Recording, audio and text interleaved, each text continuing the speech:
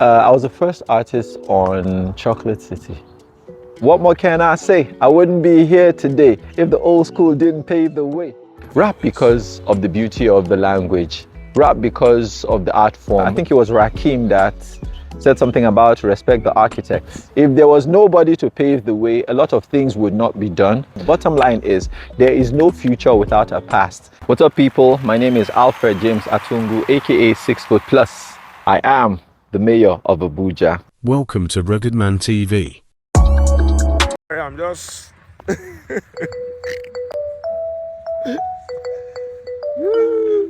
at least this is the first time I'm seeing you in how many years? I'm good. So were you ever in a group? Yeah. So on the come up, I was in a group back then, but I was the solo artist before I ended up in the group. It was with a couple of friends. Then it was a group called Swing. Then we gave it Swang because it was that period when New Jack Swing was the music, was a hot music then, with them Rex and Effects and them Teddy Riley and co. What year? Early mid-90s or thereabouts. And so we would go to Murtala Square. It was like a park somewhere in Kaduna then, when I was on holiday, and we would just sing. Sometimes you lose your voice because of the Hamatan and everything. It was an R&B group, incidentally, but I was the rap guy who was singing too. And then, of course, I was in SWAT. I was in SWAT Route. Now, SWAT Route used to be known as Aftermath. Aftermath was an acronym for Alliance for the Entrenchment of Rap Music, Art Form, Techniques, and Hip Hop.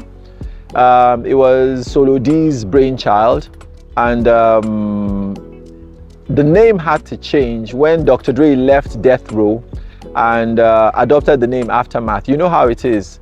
It would be assumed that, oh, these guys, they are copying. You know how it is. We'll always copy America in quotes, you know. They wouldn't think that we were that original, but then ours was even an acronym, so it was even much better still. Alliance for the Entrenchment of Rap Music, Art Form, Techniques, and Hip Hop. But then the name changed because Dr. Dre adopted the same name, and so we moved on to LD, and Mode 9 now came up with SWAT Route. SWAT Route is sporadic words and tactics, rhyming on our terms. And Aftermath SWAT Route was a coalition of individual MCs. So we weren't a group that had that eventually became solo MCs. No, we were solo MCs who came together to form a group, which was Solo D's brainchild. And the original members, before I joined, I bumped into Solo D in Hip Hop World's office.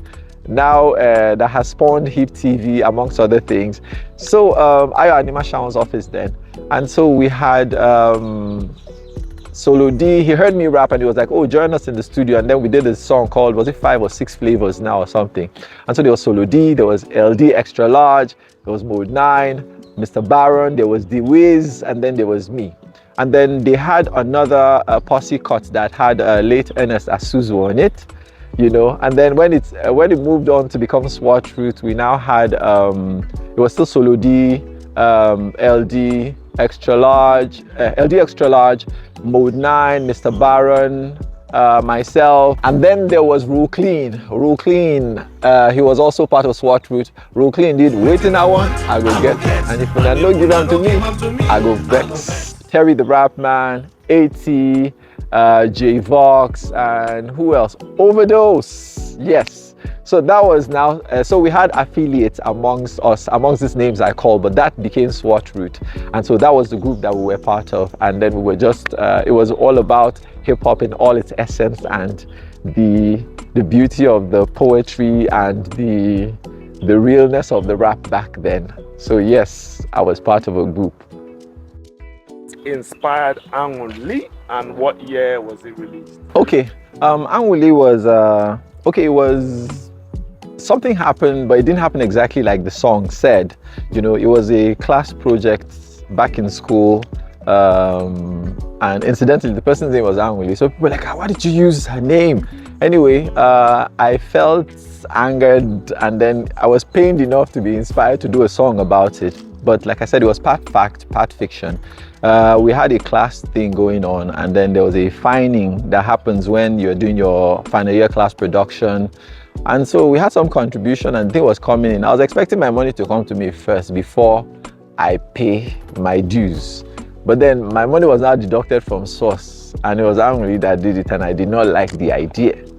So I made a song out of it. Anguli, you chop my money, go. Anguli, you chop my money, chop my money, go. You been get this girl when I know before. We been dey bam bam. 2 + 2 = 4.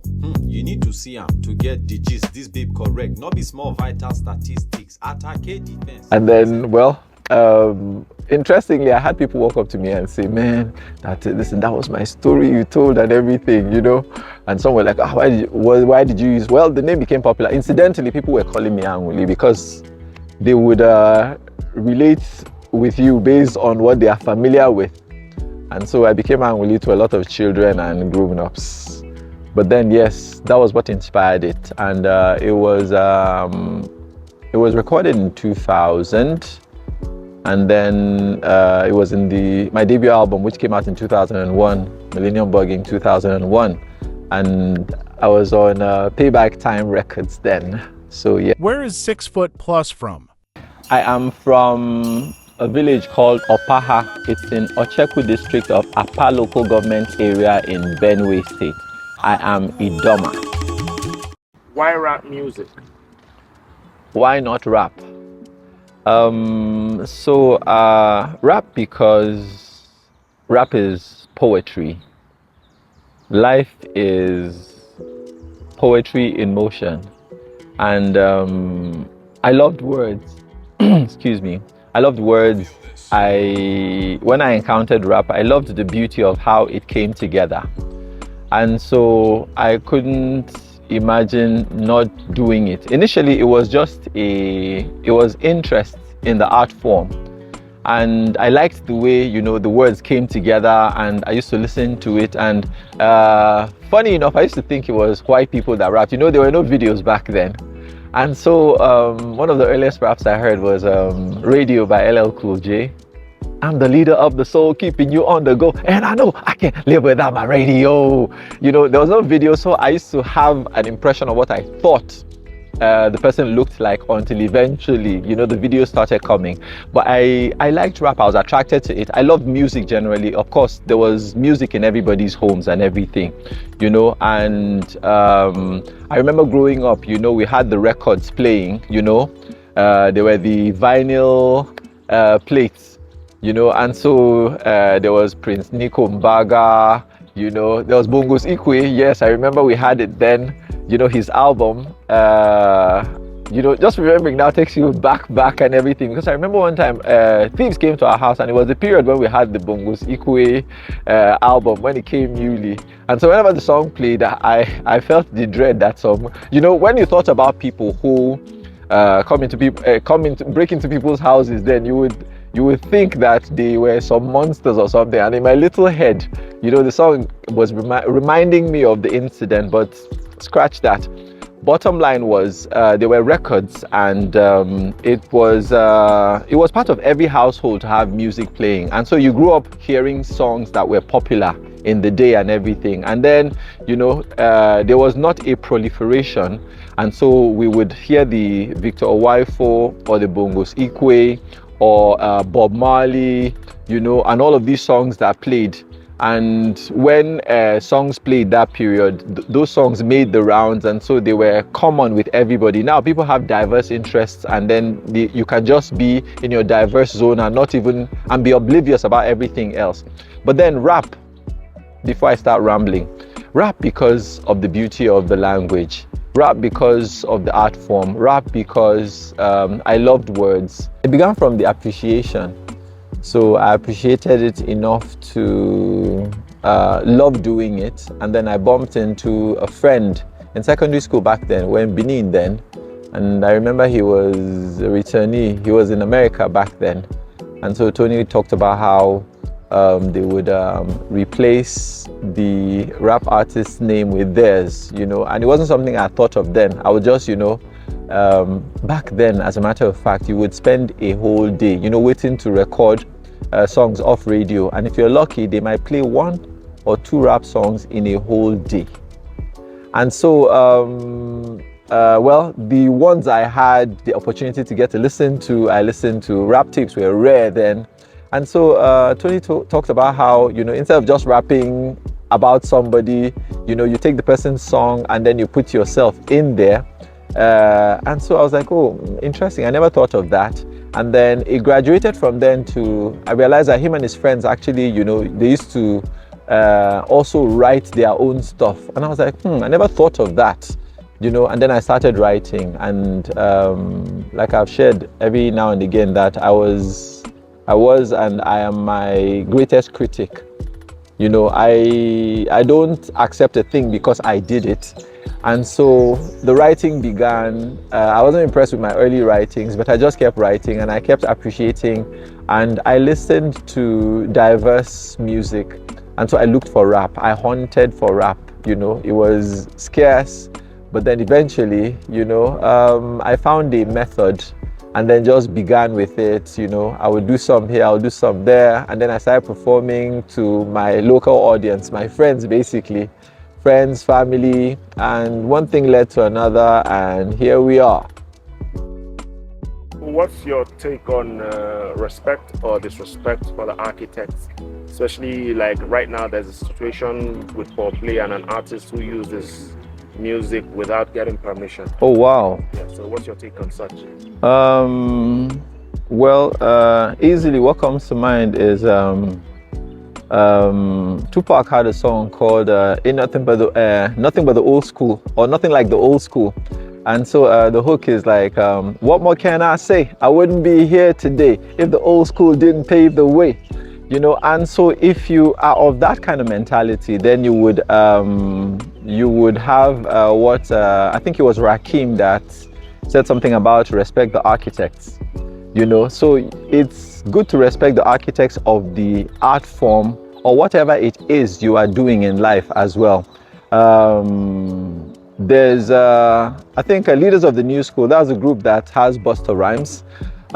Their first album was titled No Future Without a Past. Or is it Future Without a Past? Well, bottom line is there's that thing about, there's no future without a past. I think theirs was Future Without a Past, or I can't really remember. But bottom line is there is no future without a past. There is a foundation for everything.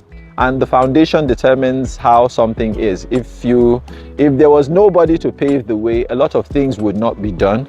And so that's why pioneers in places where they know how things work, how orderly things are, they document these things for posterity. I don't think in certain respects in Nigeria, I think we have some work to do when it comes to documentation, because sometimes there's a tendency to forget, our roots and everything. And then if you do that, you might seemingly be doing well, but if you realize that without a foundation, you are on a shaky matter. The bottom line is there has to be a foundation to anything, and the strength of the foundation determines what you can build on it. The thing about respecting the architects is that it helps you appreciate them enough to give them due credit. Is actually just letting people know, oh, this is where I'm getting this thing from. And so some people will honestly come and meet you. I'm sure, Rugged Man, people have met you and said, oh, it was because of you I started rapping, right? But then there are some people who also started rapping because of what you did, but they will not come and tell you. It takes humility to do that. I'm not saying, oh, come and tell me that it's because of me or anything. But the bottom line is what you appreciate will benefit you ultimately. And so if you're going to use somebody's stuff, you can the ideal thing to do, and that's why it's good to study what it is you do as well. Understand the do's and the don'ts of it. So if you understand the do's and the don'ts, you know that you can't use somebody's music in whole or in part without getting due permission. That is looking for trouble. So ideally, look for them where you can't find them. And I know because I've seen it from international to local, where you can't find the people. if you give due credit, sample taken from so and so and so and so, that is also giving due credit because you couldn't reach the person. And so when a legal issue tries to spring up from that, you have an alibi, and then that you can present and it will help your case. But in the absence of that, it's just looking for trouble basically, because the publishing companies will come after you, the rights company will come after you, the artists themselves might come after you, or their production company will come after you. It's needless trouble. Okay, so I was a show hound back then. I didn't want a show because I wanted you to feature me. I would show and prove. So I would want to audition. I went for competitions and everything. And so there was this time in Lagos, I went for this talent hunt. I won Who's On. That was on national TV. It was on NTA network back then.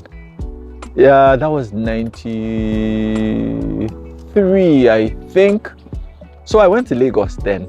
Of course, I was I was watching Junior and Pretty then and stuff. I had my own stuff going on. And so I went to Lagos. I was still living in Kaduna. I was in school in Nsukka.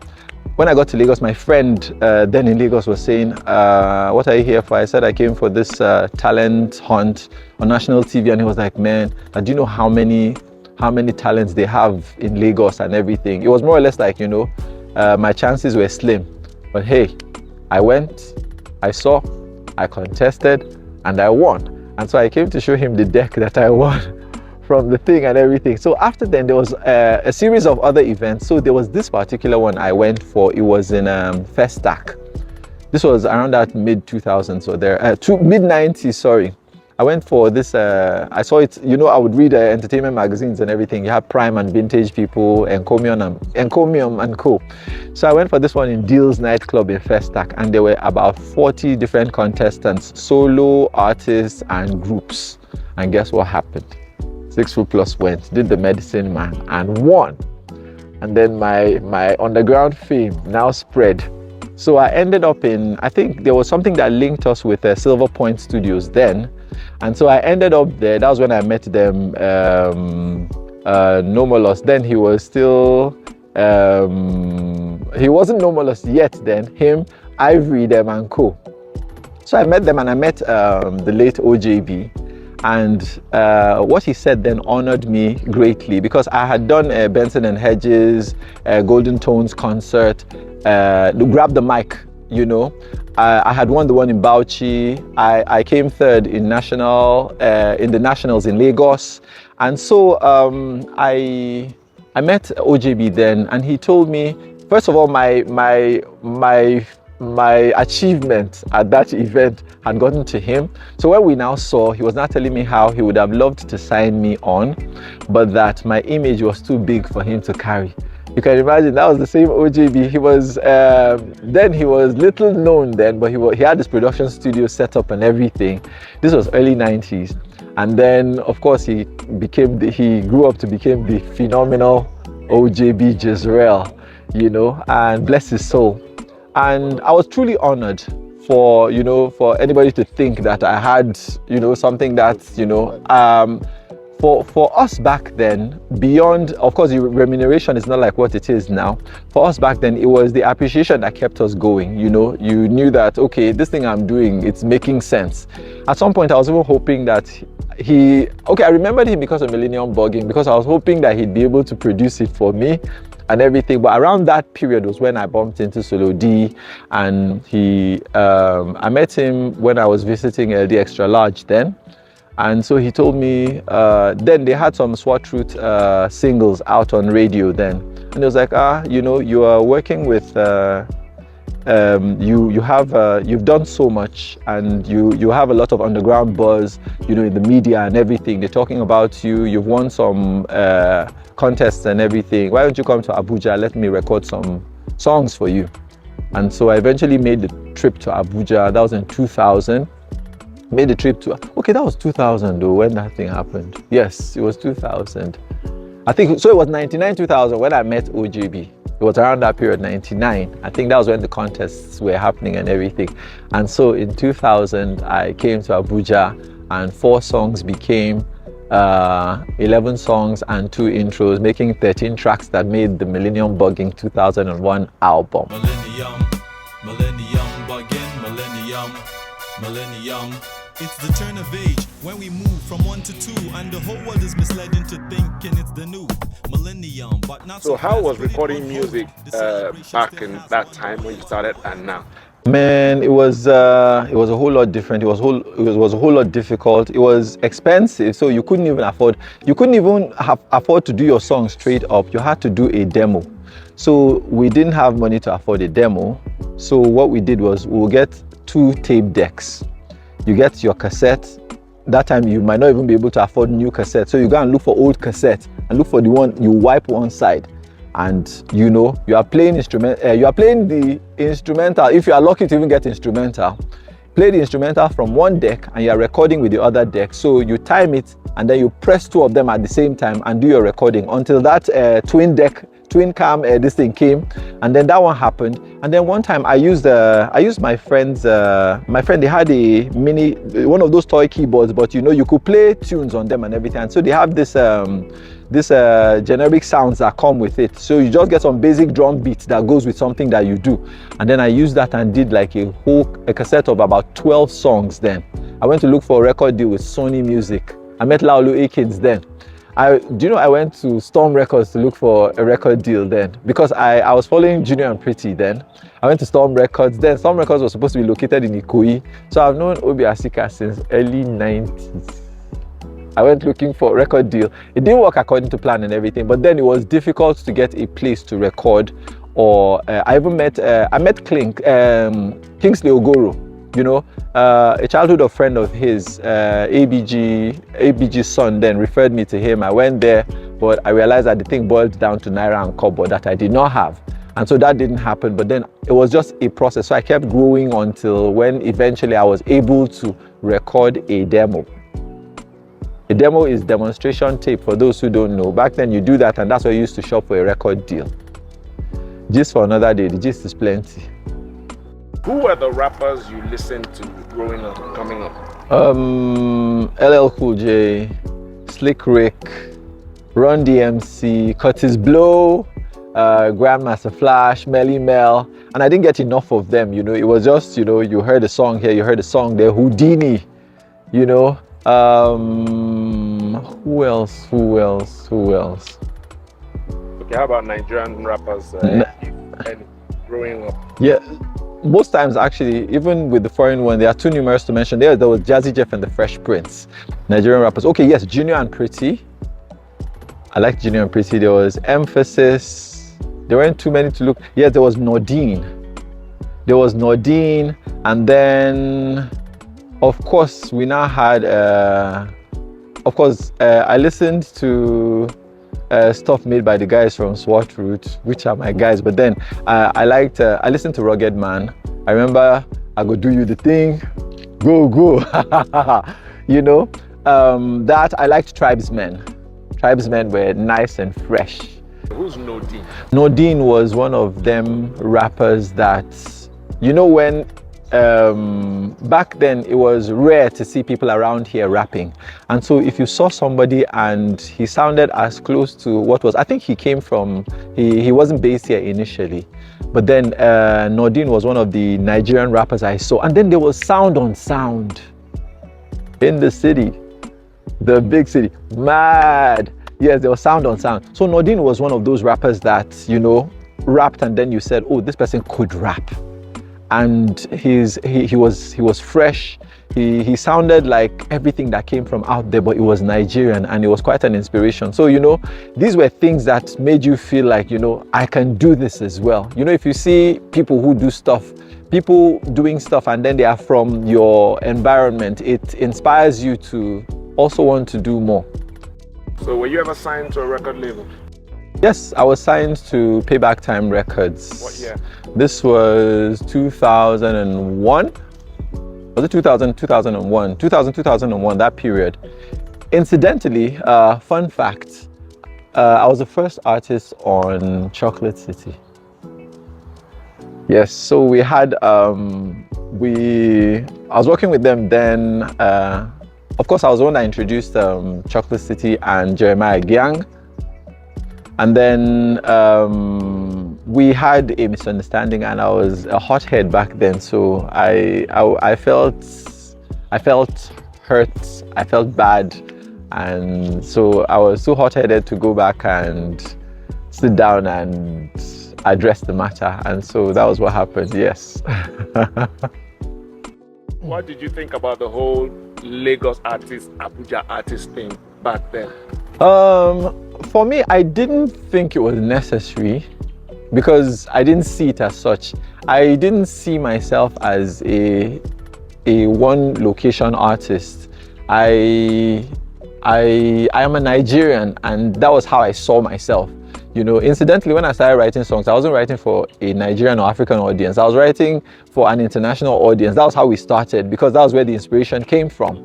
You know, but I didn't think that was necessary. Of course, for whatever it's worth, some people had those affections and everything.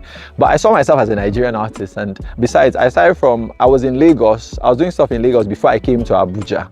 You know, and the plan initially, I was thinking I would just come back to Abuja and go back to Lagos. But then I now came here, and because the record label was based here, the idea of signing on to a record label came up, and so when I signed, I now had to be here.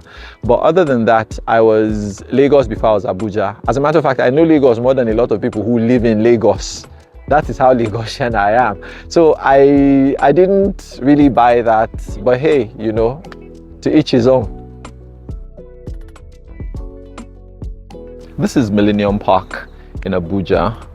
It was put together by Salini Group. It's a construction company, just like you would have a Julius Berger or Bouygues or Cetraco. And they donated this to the federal government during the Commonwealth Games of 2003. Yes, I remember.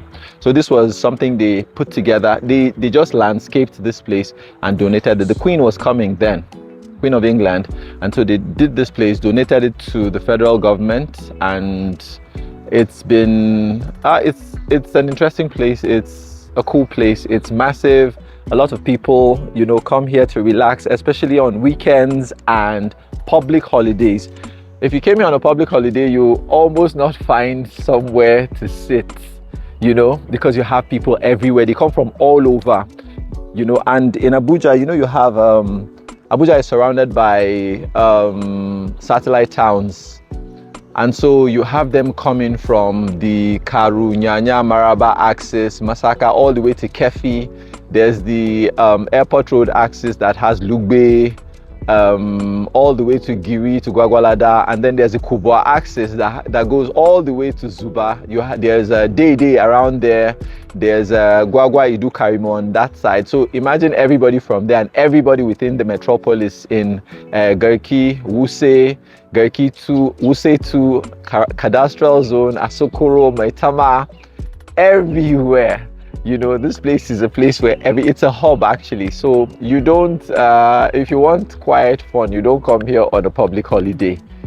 It will be swarming with people, but it's a cool place to be. Like on a day like this, you know, you could just come in and it's quiet, it's detached, it's a pleasure to the sensibilities. Give us that only that dance step in only. It was chop my money, go. Only you chop my money, go.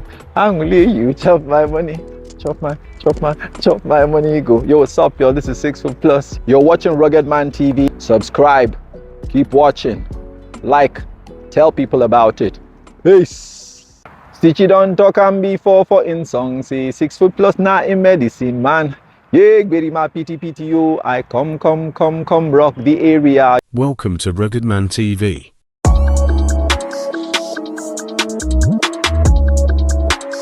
Rugged Man TV on YouTube and Facebook. Rugged Man TV.